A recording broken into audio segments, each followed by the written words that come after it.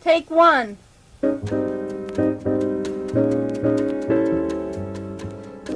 Good evening and welcome to Take One, a new public affairs program here on WBRU-FM. Take One. We'll be taking a look in the weeks to come at various issues of public import, and it will be heard every Friday night here on WBRU at 6:35. I'm Bill Lichtenstein, and this week, the big three networks, CBS and NBC and ABC, preview their new fall lineup of TV shows. Tonight on Take One, we'll be taking a look at the upcoming television season. To do that, we'll be speaking with some national media watchers, including representatives of Action for Children's Television, based in Newton, Massachusetts, and the Washington, D.C.-based National Citizens Committee on Broadcasting. We'll also be speaking with Martin Mull, the man who played Barth Gimble on the successful satire of television talk shows, the program called Fernwood Tonight. He'll be telling us why Fernwood Tonight was such a breakthrough in television programming. And we'll be looking at the most controversial show in years, Soap, which premiered this past Tuesday. All of this and more tonight on the show we're calling No Soap Television. Hey, what you doing, man? Just watching TV, man. Watching TV? What are you watching, man? I don't know, it's a movie about Indians, but it's really boring. Hey, man, that's not a movie, man. That's a test pattern, man. Oh, far out.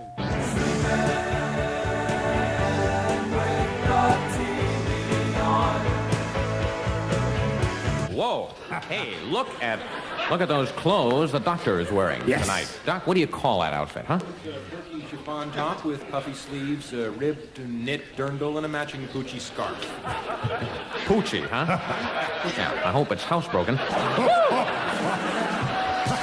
Whoa, who needs writers, huh? Everyone's gone to the movies, now we're alone at night. I just wanted to say that I think that the people are worrying too much about conserving this country's natural resources. She's my TV mama, one with the big wide screen. Always choose an appropriate thing, honey. Kumsuk is a 15-year-old Korean child who has never eaten. Won't you help? That's Hunger, box 861. How many people are really scampering around for a pencil? Whoa, I got my pencil. What is that, Hunger? Oh, I missed it now. I missed the Korean orphan now. 'Cause I'm waiting for diving for dollars to call. Television eye, hypnotizing me in the bed. Well, to start off with, this season has been called by some media watchers the most competitive, the most innovative, the most comic, and the most non-violent season ever. And that season started this past week. Apparently, the presiding geniuses of the research departments at the Big Three have concluded that they cannot conclude what the public will like or what they won't like, and rather than commit the networks to 13 or 22 episodes of a series that may flop in 4 weeks, the accountant creators in the front office have turned to special programming. Well, looking at the regular lineup at the Big Three, we take a quick glance around and see that 60 Minutes will be continuing in its regular Sunday night slot. Its high ratings proving that a thoughtful and insightful public affairs format can, in fact, compete with situation comedies. In case you're following it, Rhoda Gets Divorced. ABC has transplanted a Barney Miller-like police room into the middle of a small Georgia town, providing a forum for racial humor in Carter Country.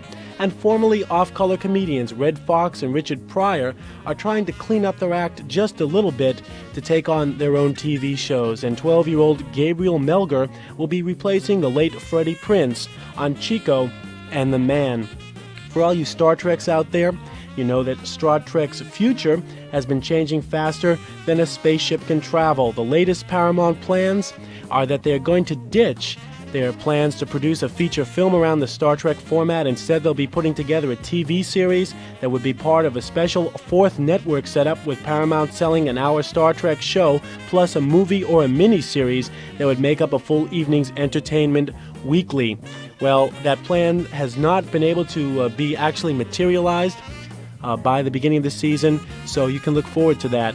next year, not this year. Many formerly successful series have been wearing thin and are being pushed to new extremes. The Happy Days gang, who graduated from high school the last episode last year, will be moving to Hollywood. And to respond to those who said it can't happen here, the Bionic Woman has moved from ABC to NBC, and this Saturday night will be introducing viewers to the Bionic Dog. Television hypnotizing me in my bed.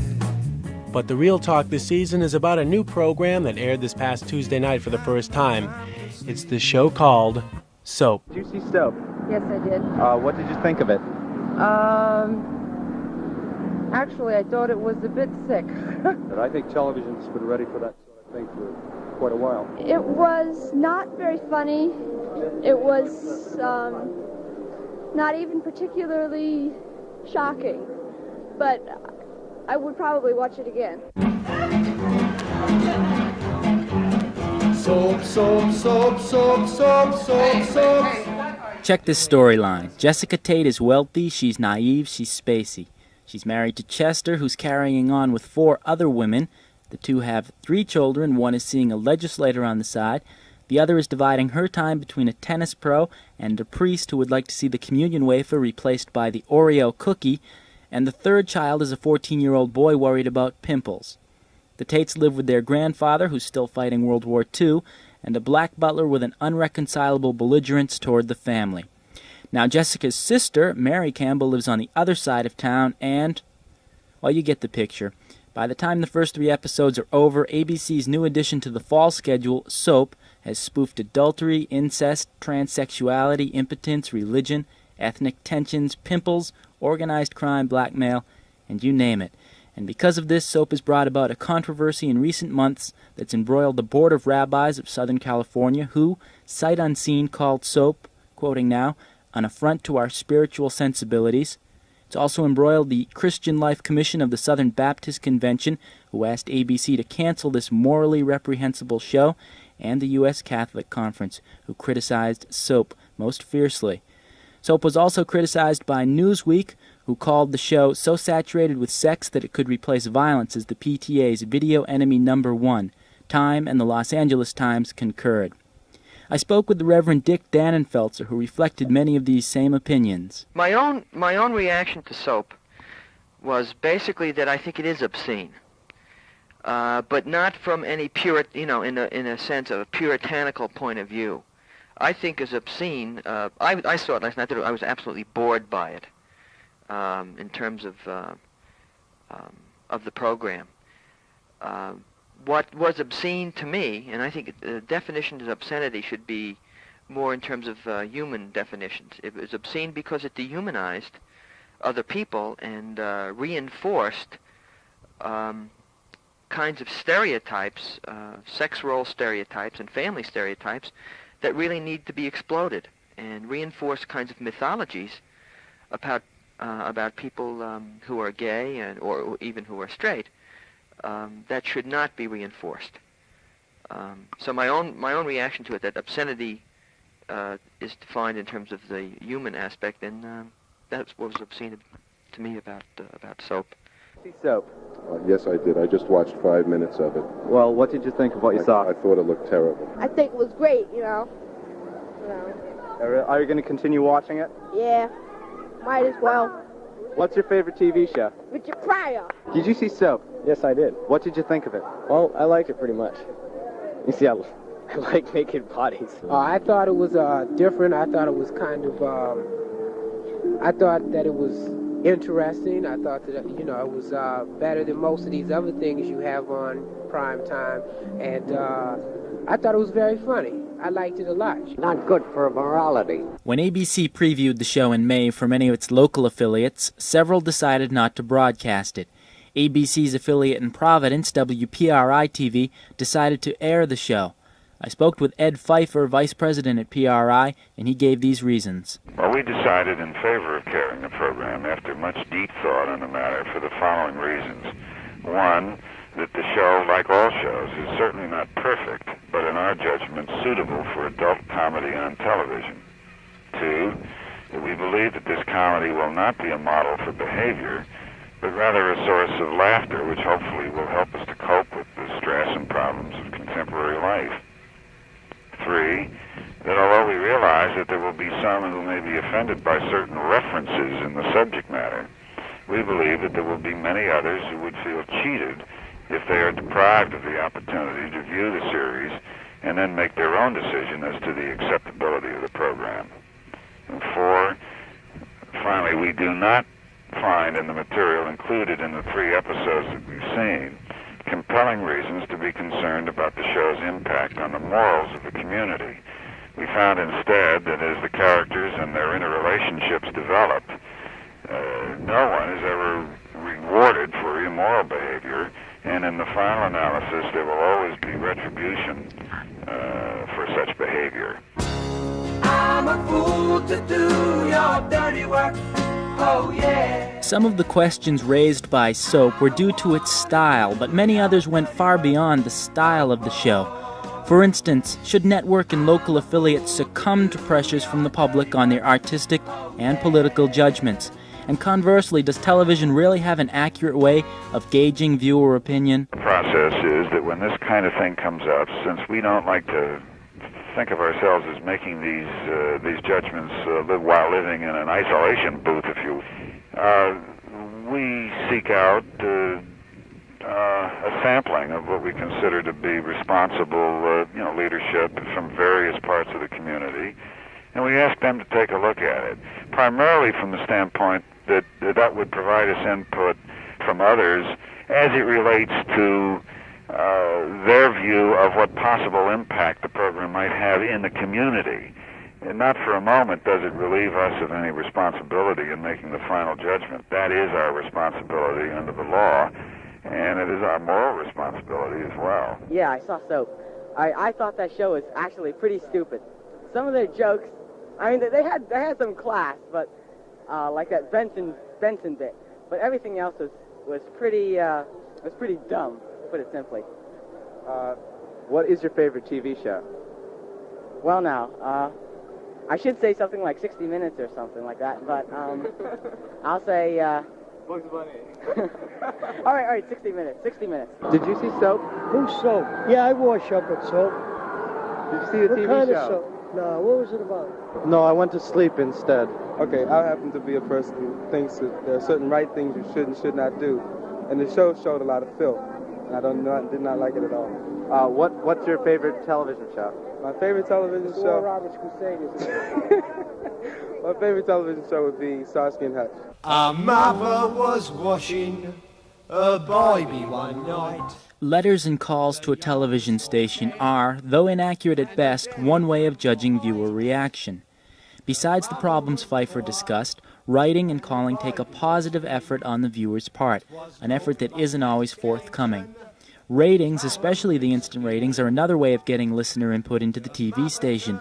Ratings are based on numbers watching and do not necessarily reflect the motives behind a viewer's interest in a certain TV show. The responsibility for what does and does not air on TV, then, sooner or later filters down to the local network affiliates. I have to assume that there are already a substantial number of people who would prefer that the show not air. The question really is in 2 parts there, or can be answered in 2 parts. One is our own feeling about whether or not it is suitable for airing, and that's a judgment which may become a conviction, which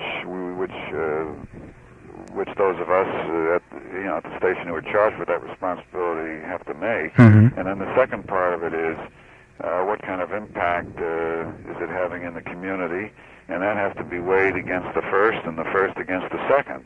ABC made a number of concessions because of the pressures placed by various groups on Soap. As Stephen Schiff of the Boston Phoenix points out, the show was broadcast at 9:30 or later nationwide instead of at 8:30 in the Midwest, as it was originally planned. There was also a warning aired at the beginning of each show advising parents that Soap, quoting now, may not be suitable for all members of the family. In other instances, a scene in which a housewife wakes up in bed with her handsome tennis teacher had been modified. She now stands near the bed while the tennis teacher awakens, sits up, and buttons his boxer shorts. And the young girl who greets him on the other side of the door, instead of saying, "Hi, get your clothes off," says just "Hi." One character no longer gets the sex change operation he desired. Instead, he meets a nice girl and they fall in love. And an adulterous mother is now afflicted with unremitting guilt. Nonetheless, Stephen Schiff continued, Soap's innuendo-based sex on TV is nothing new. Naughty double entendres were a staple of the old laugh-in. Homosexuality has been joked about on numerous sitcoms. Abortion was the subject of a Maude episode. Flip Wilson made transvestitism his major shtick, boring so many people that his career is now on the skids. And adultery is probably the #1 topic on daytime soap operas, let alone Mary Hartman, Mary Hartman.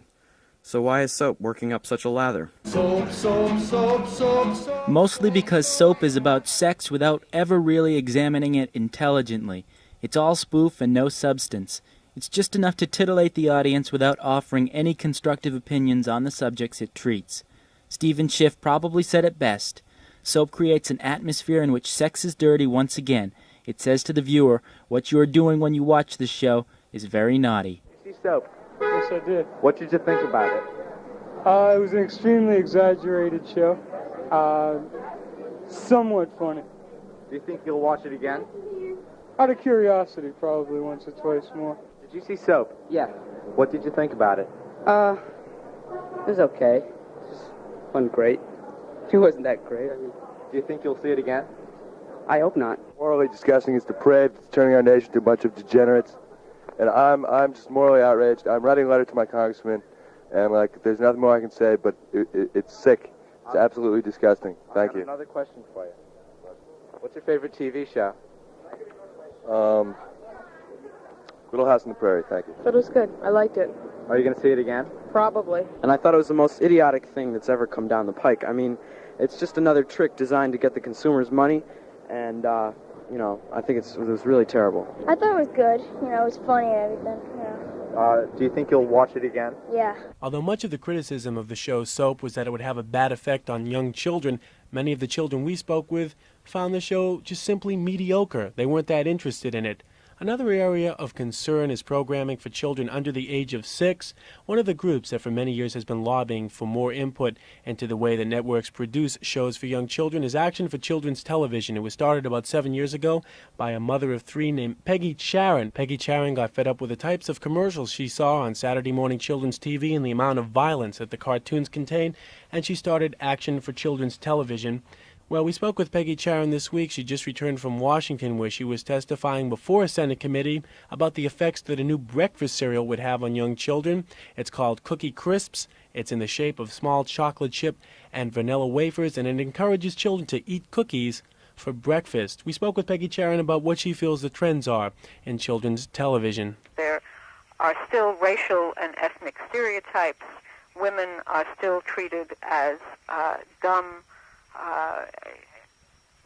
people who can't do very much of anything, and the aged, when they do appear, they were almost totally non-existent on programming for children. When they do appear, they are foolish and also look like they don't know how to behave in any situation. And this is not appropriate kind of message. These are not appropriate kinds of messages to give children at any time. And the Saturday morning cartoons are full of them.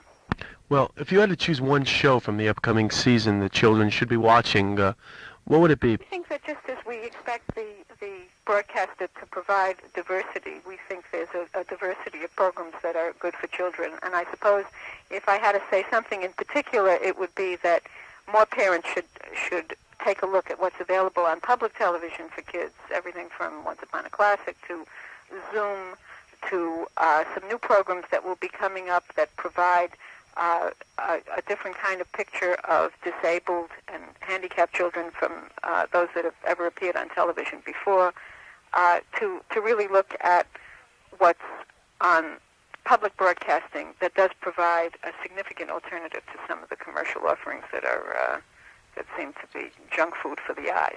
Okay, the last question is, if there was one specific area of children's TV that you would really like to see worked on, what would it be, as far as either less violence or more educational shows or more shows that have direct involvement by kids?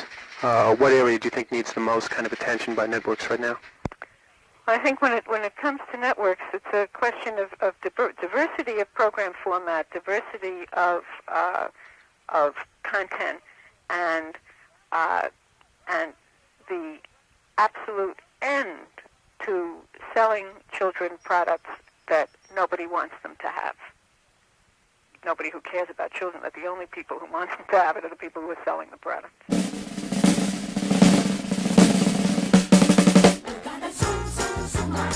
As Peggy Charan of Action for Children's Television pointed out, TV for children may not have cleaned up its act totally, but there is for the first time enough good television on for children that by selective viewing, parents can provide their children with an educational and entertaining TV diet.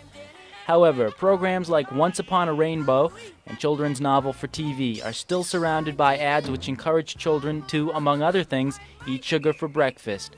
The networks have clearly succumbed to pressure from public interest groups in their reduction of violent incidents, but many people don't think they've gone far enough.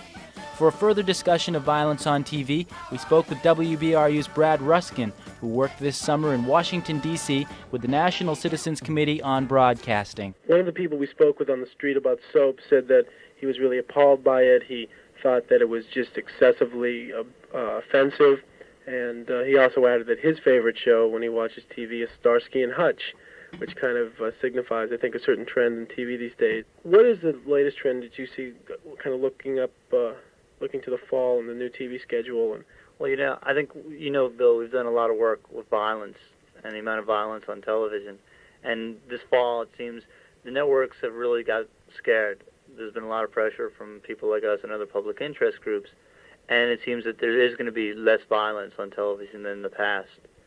For that reason, it seems also there's going to be more, as you say, the sex-oriented soap, a whole new area, and it's hard to see what's going to happen with that. If you look at most of the ratings over the past half a year or so, in fact, whereas about 2 years ago, Starsky and Hutch and all were leading the ratings, that really hasn't been the case. 60 Minutes, for example, has been very near the top of the ratings, but Barney Miller, which is more of a comedy-type show. Other shows like that have really been what's leading the ratings. It hasn't been the more violent shows. I guess Charlie Angel's done well, which is a little more violent. But in general, the real violent shows, the Starsky and Hutch, Baba Black Sheep, I think, is one, have not been doing that well at all. What do you see as the trends? Is it just now that people have kind of become callous to violence on TV, or that it's now not very hip for a sponsor to put money on a violent show? It's not viewed as being a very favorable thing to sponsor Starsky and Hutch or Beretta. Are sponsors now looking for another kind of medium that will get them the big ratings, that will get them kind of the shock value that those shows originally had? And is that shock value now becoming sex on TV? Is we're going to start seeing softcore pornography on television? What do you think the kind of watchdog reaction will be? Will it be the same as towards violence? Oh, first, sort of two parts of that question. First, as far as the violence, yeah, it seems, I think it's a mixture of the two. Advertisers sort of sense that it's not where they should be putting their money. Advertising agencies are not telling people, or not telling clients that that's where they should advertise. Part of that is because people aren't as interested. Basically, if you watch a lot of the shows, they are incredibly identical. There isn't a great, amount of detail, and there's not a great amount of difference between plots. They tend to be the same. And I guess people have just sort of, it's worn out.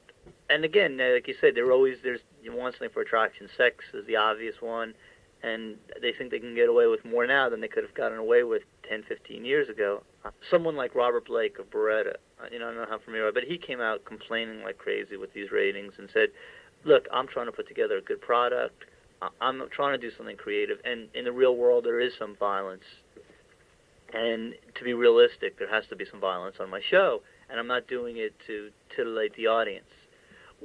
I think that's a legitimate argument. The problem is I don't think it's the true case for most television shows, and how to distinguish between those two is almost impossible. I mean, where is it just for titillation, and where is it to deal with a serious subject? And that seems like a clear line, but sometimes the line's pretty vague as to what's creative work and what is simply trying to get a bigger audience for more sponsors. That was Brad Ruskin, who worked this past summer in Washington, D.C. with Nick Johnson, the ex-Maverick commissioner of the FCC. With the cancellation of Mary Hartman due to Louise Lasser's leaving the show, their creators needed a summer replacement program before introducing Forever Fernwood, basically Mary Hartman without Mary Hartman. Their answer was Fernwood Tonight, a spoof of both Carson talk programs and local TV talent shows. Many people feel that Fernwood Tonight broke new ground in their offbeat, offhand, and off-the-cuff treatment of sex, religion, race discrimination, and other sensitive subjects. The host and ringleader of Fernwood Tonight is Martin Mull, former student at the Rhode Island School of Design, now a recording artist, and most recently actor. You may remember him as wife-beater Garth Gimble in Mary Hartman. In Fernwood Tonight, he plays Garth's brother, Barth Gimble, host of the Fernwood Talk Show. We spoke with Marty about television today. First of all, what you have is you have two things. You cited soap and our show as being revolutionary and therefore paving the way for something that they occurred at this time, and so in future times it has opened doors. The idea is you don't know whether or not the time caused the show or the show caused the time. I mean, it's the idea of I don't think we went in and specifically tried to say, hey, let's tear this down or let's not tear this down. It's just that the times dictated a certain way of approaching something. And I think that just evolution is probably as much responsible for what's on TV and what's not as anything. Okay, let me ask you one last question, which will hopefully be an easy one. What's happening to Barth Gimble, and what's happening to the whole Fernwood crowd this coming fall? Well, right now we are slated to go off the air, depending on when we went on the air, in whatever specific market, around the 1st of October, and will be replaced by Forever Fernwood, which is a Mary Hartman-less Mary Hartman. And they have a lot of guest stars with Elkie Summer and Tab Hunter and people of that sort. And then what they're talking now is to renew us, probably starting back on again in January, because we've had enough good ratings and enough good press and word of mouth that they don't want to cancel the show, even though it was originally conceived as simply a summer replacement. But exactly how, we don't know. I was talking to one of the producers last night, and he suggested they're thinking of going once a week for 90 minutes. The other day it was every night at 7:30, so it's still up for grabs. And if it doesn't come back, I'll simply cry and kill myself. I think that our show did to television what numbering did to oil painting. Well, tonight we've mainly been discussing the programs of the Big Three, ABC, NBC, and CBS, and we've overlooked those shows on the public broadcasting service, aired on their local affiliate channel 36 WSBE. This is because PBS does not run on the same calendar as the Big Three, and is continually adding and dropping shows month by month. Hopefully, we'll be taking a look at PBS in the weeks to come.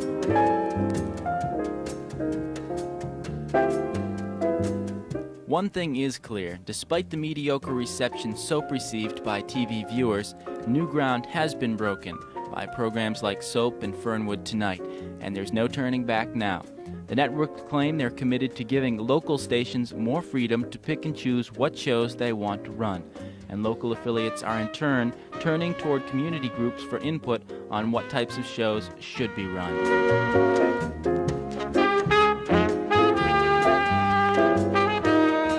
One thing is for sure, this season's programming, be it good or bad, is the most diverse ever.